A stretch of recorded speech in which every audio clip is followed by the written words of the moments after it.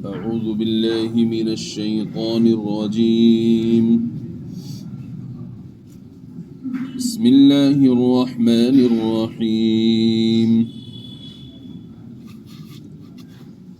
ألم تر كيف فعل ربك بأصحاب الفيل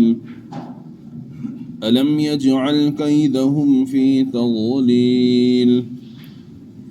وأرسل عليهم طيرا أبابيل ترميهم بحجارة من سجيل فجعلهم كعصف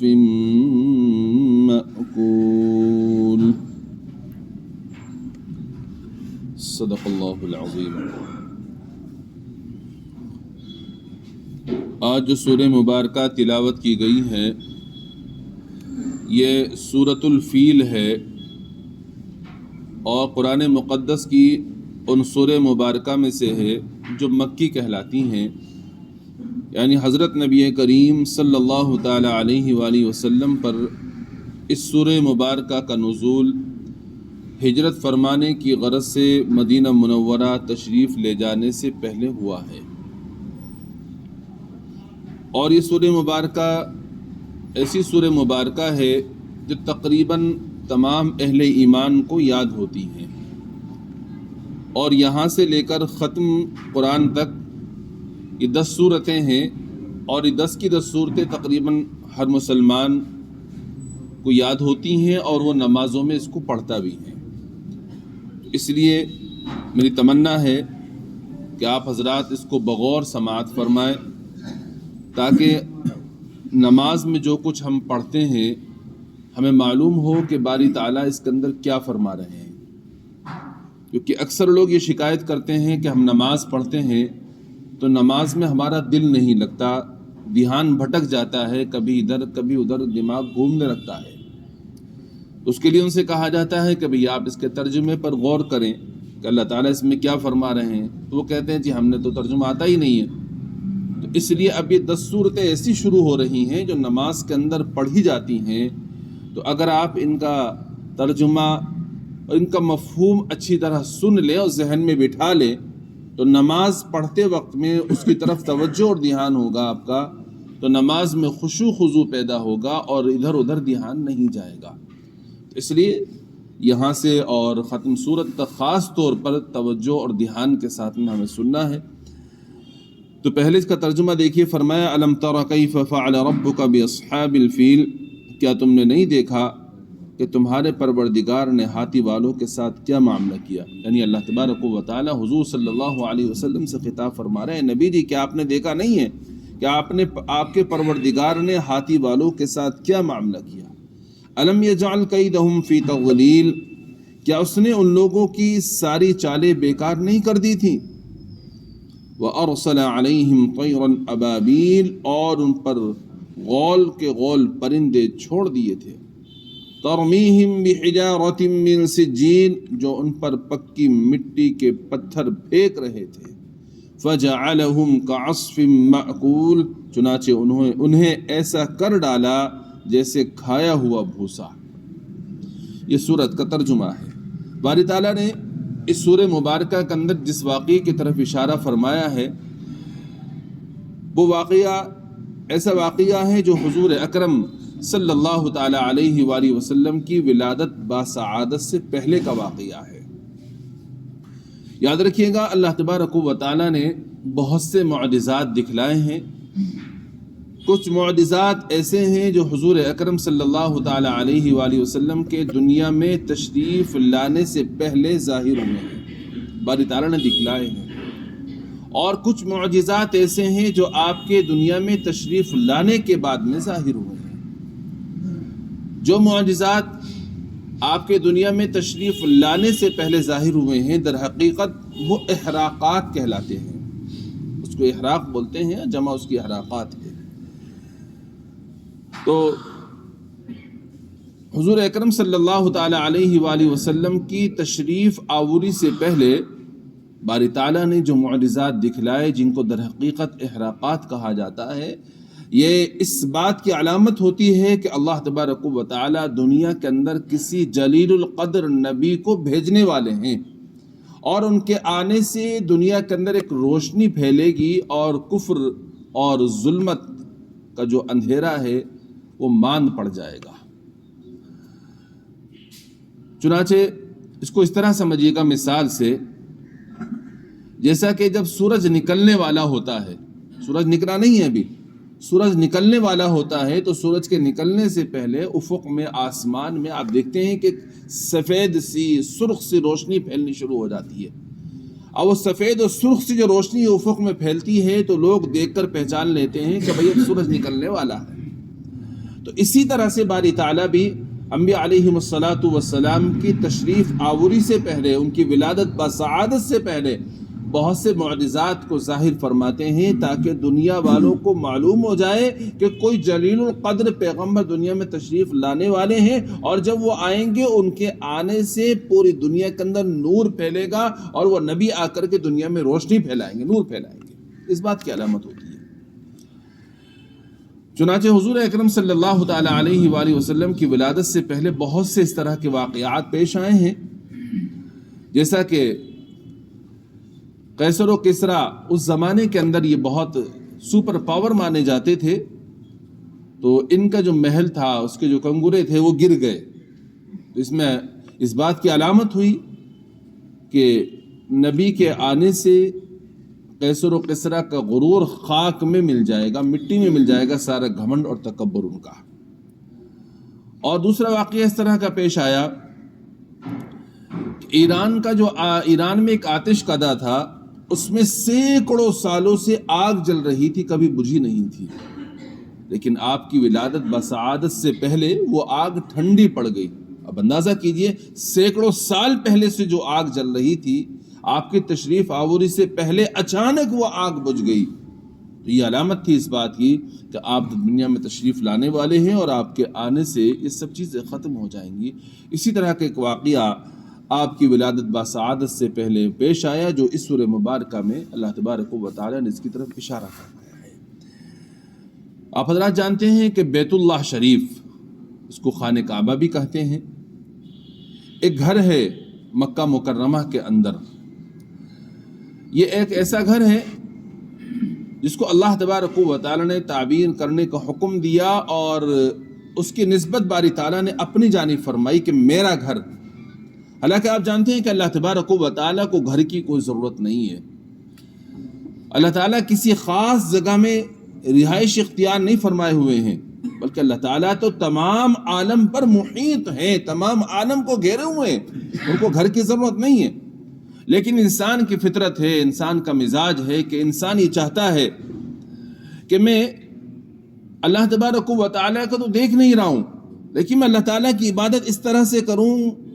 کہ میں کسی چیز سے لپٹ جاؤں، کسی چیز کے ساتھ مل کر کے کسی چیز کے سامنے میں عبادت کروں۔ تو باری تعالیٰ نے اس کے لیے یہ خانہ کعبہ کو، بیت اللہ کو تعمیر فرمایا، اور حکم دے دیا اپنے بندوں کو کہ میرے بندو تم اس کی طرف رخ کر کے عبادت کیا کرو۔ اس لیے باری تعالیٰ نے اس گھر کی نسبت اپنی جانب فرمائی ہے۔ یہ گھر آدم علیہ السلام کے زمانے سے ہی اس کی تعمیر چلی آ رہی ہے۔ پھر اس کے بعد میں روایات مختلف ہیں، بعض روایات سے معلوم ہوتا ہے حضرت نوح علیہ السلام کے زمانے میں جو طوفان آیا، طوفان نوح جس کو کہا جاتا ہے، تو اس طوفان میں یہ عمارت منہدم ہو گئی، لیکن اس کی بنیادیں باقی تھیں۔ تو جب حضرت ابراہیم خلیل اللہ علیہ السلام تشریف لائے تو باری تعالیٰ نے ان کو حکم دیا خانہ کعبہ کی تعمیر کا۔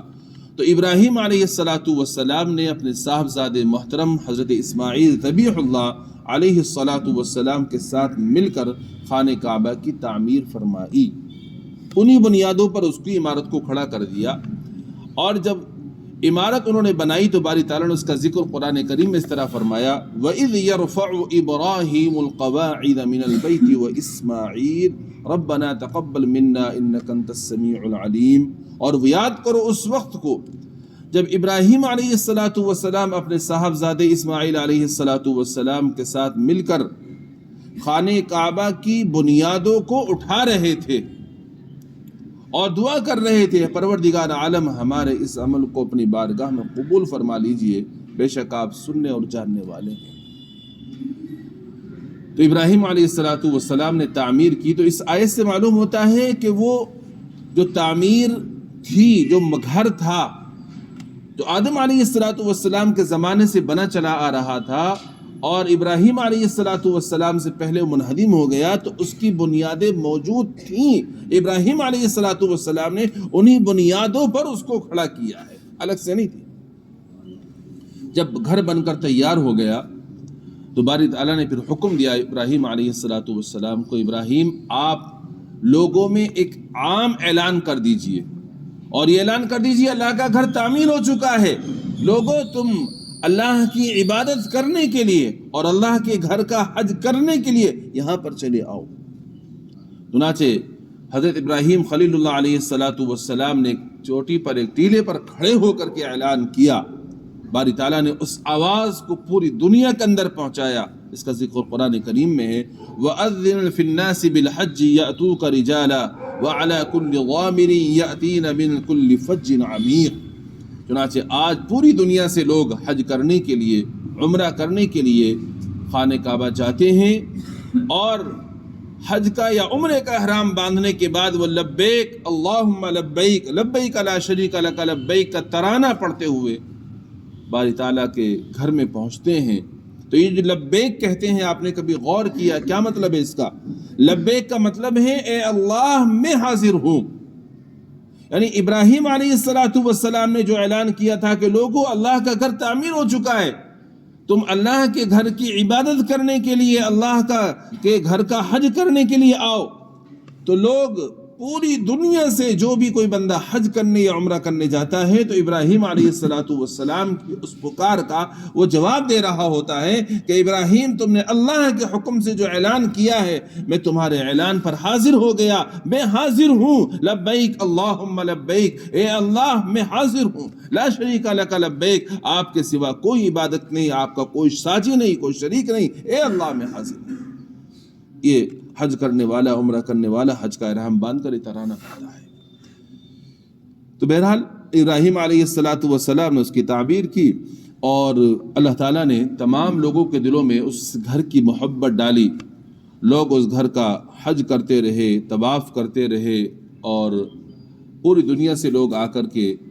اس میں عبادت کرتے رہے۔ عرب کے یہاں پر اس کا بہت زیادہ احترام تھا، اور عرب میں سے قبیلہ ہے قبیلہ قریش۔ یہ قریش کے لوگ بھی اس کا بہت زیادہ احترام کیا کرتے تھے، اور قریش کے لوگوں کے ذمے، کیونکہ اس کی پاسبانی تھی، اس کی حفاظت کی ذمہ داری انہی لوگوں کی تھی، تو تمام لوگ جو حج کرنے کے لیے آتے تھے تو وہ قریش کا بھی احترام کرتے تھے کہ یہ اس کے یعنی اللہ کے گھر کے متولی ہیں، اللہ کے گھر کے یہ نگہبان ہیں،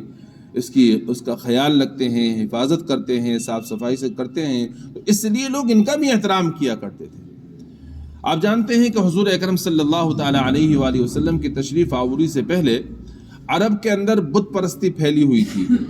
بتوں کی عبادت کرتے تھے، جاہلیت بہت زیادہ کوٹ کوٹ کر ان کی رگ رگ میں بھری ہوئی تھی، لیکن اس کے باوجود خانہ کعبہ کی حرمت ان کے سینے کے اندر تھی، خانہ کعبہ کا احترام ان کے دلوں کے اندر تھا، اور خانہ کعبہ کے حج کے لیے سال میں ایک مرتبہ وہ جمع ہوتے تھے۔ بت پرستی اپنی جگہ ہے، لیکن اللہ کے گھر کا حج کرنے کے لیے وہ سال میں ایک مرتبہ جمع ہوتے تھے عرب کے تمام قبائل، اور پھر اللہ کے گھر کا حج کیا کرتے تھے اور اس کا احترام کیا کرتے تھے۔ عرب سے ملا ہوا ہی ایک ملک ہے یمن۔ اب تو سب جان گئے اس کو، یمن کو، چونکہ یمن نے فلسطین میں جو مجاہدین پر، وہاں کے لوگوں پر جو ظلم و زیادتیاں ہو رہی تھی، پورے تمام دنیا کے ممالک میں سے ایک واحد ملک یمن ایسا ہے جس نے کھل کر کے بالکل فلسطین کے لوگوں کا ساتھ دیا، اور اسرائیل کے خلاف انہوں نے خوب یعنی اپنے ہتھیاروں کو استعمال کیا۔ اللہ سے دعا کرو اپنے فضل سے اللہ تعالیٰ ان کی حفاظت فرما دے، اور ان کے جو عقائد میں خرابی ہے اس کی درستگی فرما دے۔ تو یمن یہ عرب سے ملا ہوا ملک ہے۔ اس زمانے میں وہاں پر ایک بادشاہ تھا جس کو ابرہہ کہا جاتا ہے۔ ابرہہ بادشاہ نے جب یہ دیکھا کہ لوگ یہاں سے اور پورے دنیا سے مل کر کے یہاں خانہ کعبہ میں جاتے ہیں، وہاں جا کر اس کا احترام کرتے ہیں، حج کرتے ہیں، طواف کرتے ہیں، تو یہ بات اس کو ہضم نہیں ہوئی، یہ بات اس کو پسند نہیں آئی کہ عرب کے یہاں پر ایک ایسا گھر ہے، کیوں نہ ایسا گھر میرے یہاں ہو اور میری سلطنت میں ہو، میرے ملک میں ہو، اور پھر لوگ اس کا طواف کرنا شروع کریں۔ چنانچہ اسی ارادے سے اس نے وہاں پر ایک گھر بنایا۔ آپ جانتے ہیں کہ جو بیت اللہ شریف ہے، خانہ کعبہ ہے، اللہ تعالیٰ کا گھر ہے، جس کی طرف ہم رخ کر کے نماز پڑھتے ہیں، آپ دیکھیں گے تو یہ گھر ایسا ہے کہ اس میں پلاسٹر تک نہیں ہے، یہ پتھروں سے بنا ہوا ہے، غلاف ضرور اس کے اوپر چڑھا ہوا ہے، لیکن آپ دیکھیں گے کہ اس میں پلاسٹر تک نہیں ہے۔ اور اس نے جو گھر بنایا ابرہا نے، وہ سنگ مرمر کا بنایا، بہت عالیشان اس نے بنایا۔ اور جب وہ تعمیر مکمل ہو گئی، تعمیر مکمل ہونے کے بعد میں اس نے یمن کے لوگوں سے کہا کہ اب کوئی مکہ نہیں جائے گا طواف کرنے کے لیے، حج کرنے کے لیے، اب سب کو یہیں پر حج کرنا ہے، یہیں پر طواف کرنا ہے۔ اب یہ بات رفتہ رفتہ پھیل گئی۔ اب عرب والوں کو یہ بات کیسے برداشت ہو سکتی تھی کہ ایک زمانے سے، ابراہیم علیہ السلام کے زمانے سے، اس سے بھی پہلے سے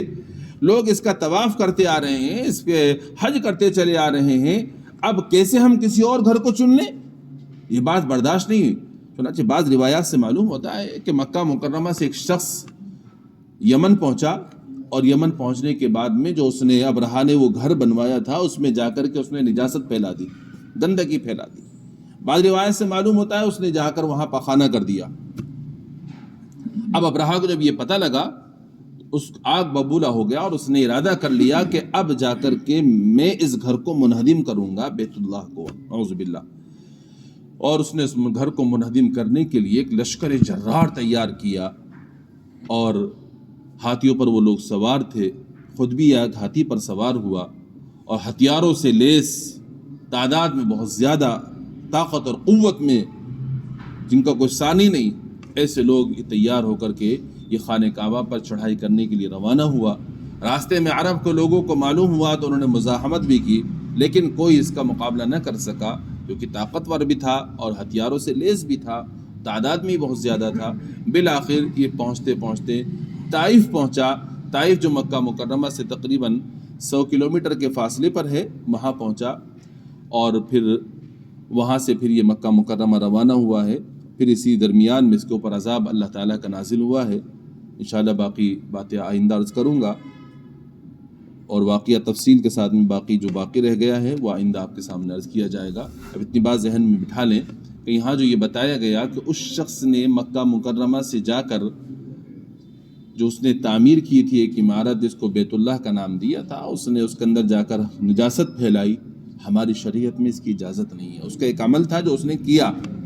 لیکن شریعت اس کو پسند نہیں کرتی۔ کسی کا بھی عبادت خانہ ہو، ہمیں اس میں گندگی پھیلانا، اس کی بے حرمتی کرنا ہم میں سے کسی کے لیے بھی اجازت نہیں ہے، شریعت اس کی اجازت نہیں دیتی۔ تو اس سے کوئی بھی شخص یہ دلیل نہ پکڑ لے چونکہ اس شخص نے مکہ مکرمہ سے آ کر اس میں گندگی پھیلائی تھی، لہذا میں بھی جا کر کے فلاں مندر میں یا فلاں جگہ جا کر گندگی پھیلاؤں گا، یہ بالکل بھی جائز نہیں ہے، شریعت ہماری اس کی اجازت نہیں دیتی۔ اس کا ایک عمل تھا جو اس نے کیا، اللہ تعالیٰ اس کے ساتھ کیا معاملہ فرمائیں گے وہ اللہ کا اور اس کا معاملہ ہے، ہمیں اس بحث میں نہیں پڑنا، بل ہمیں اس کا خیال کرنا ہے کہ ہمیں کسی کے بھی مذہب کے بارے میں یا کسی بھی عبادت خانے کے بارے میں کوئی الفاظ نہیں بولنے چاہیے، اور اس کی بے حرمتی نہیں کرنی چاہیے، اس سے اپنے آپ کو بچانا چاہیے۔ باقی باتیں انشاءاللہ آئندہ ہوں گی۔ اللہ تعالیٰ سے دعا ہے اپنا فضل فرما کر ہمیں عمل کی توفیق مرحمت فرمائے۔ سبحان اللہ بحمدہ، سبحانک اللہم بحمدک، ونشہد ان لا الہ الا انت، نستغفرک ونتوب الیک۔ سبحان ربک رب العزة عما یصفون، وسلام علی المرسلین، والحمد للہ رب العالمین۔